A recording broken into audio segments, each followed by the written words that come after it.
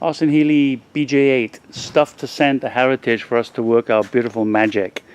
Okay, as I pointed out before in other videos, our kit is the best in the world without a doubt. Give it to 10 different people, you'll end up with 10 different results. If you want the perfect results you see in the finished photographs and videos, then the only real choice is to send those pieces to us.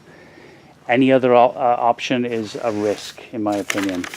It's definitely not for the home restorer to do. It's extremely difficult, and you're basically wasting your money to take our great product and risk the results. So don't try it yourself. That's rule number one. Secondly, if you take it to a local upholstery shop, it's only as good as their experience and their finished work. Show them a picture of our finished work and ask them if they can guarantee it to be as good as that. Most guys will be intimidated with that. They're not an easy seat to recover for lots of reasons, but that's not what this video is about.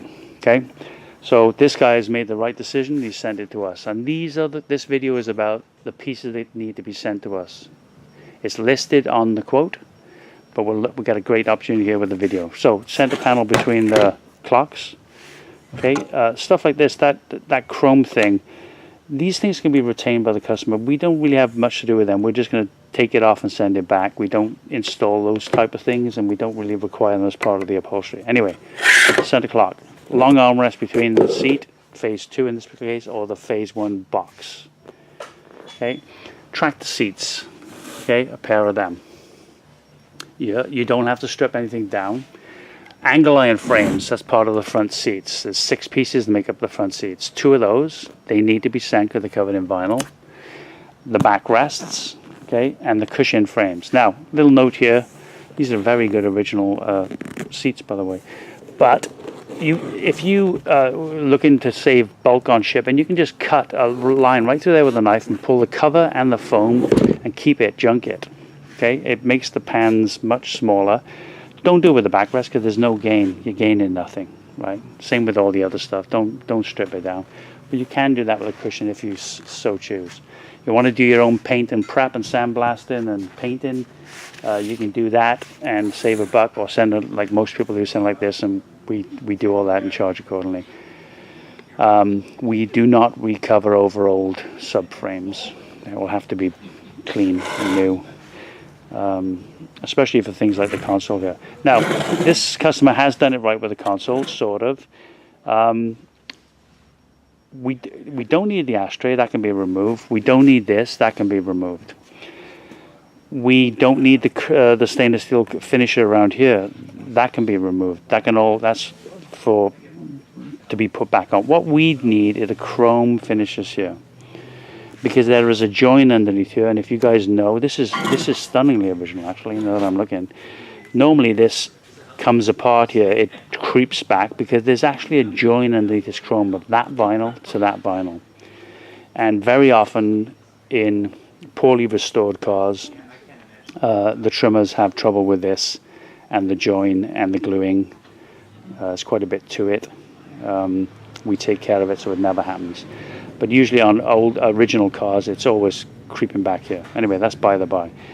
So imagine we need the console like this with these chrome finishes on.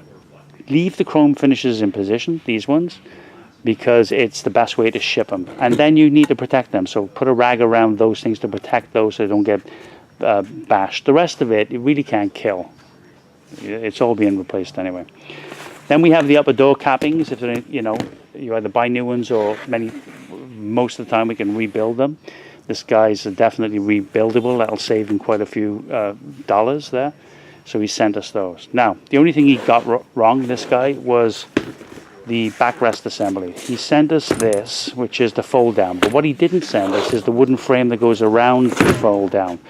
And it's wooden. It's got two blocks here. It's got one across the top. It's got one on the bottom that hinges go into, and hardboard on the back. It usually comes out of the car in one assembly. This is attached to the other one, and it's really weird that this guy has disassembled that from it and hasn't sent it. So he's obviously misunderstood what we need. No big deal. I'm sure he's got it and will be able to send it to us. But we need that. That's, in fact, the most important part of having us do the rear seat are those pieces, because We're going to be recovering all the wood pieces, replacing as necessary. That's the part that's difficult, because if that's not done right, this fold and if this piece is not trimmed right, then the symptom that you have is that it doesn't fold back into itself, and that's a lot common for people to get into trouble with trimming this backrest assembly. So it's well worth sending all of it to us, because this has to be absolutely right, otherwise it pinches and it doesn't fold up. And again, this also folds back into the frame that I'm talking about, and that's important that those pieces, every single individual piece gets trimmed perfectly, so that the end result is that it all folds down, and we send it back fully trimmed with that attached, ready to go into the car. So that's it, BJ8 guys. That is what you need to send to Heritage if you want to see your car looking at its absolute perfect best. Thank you.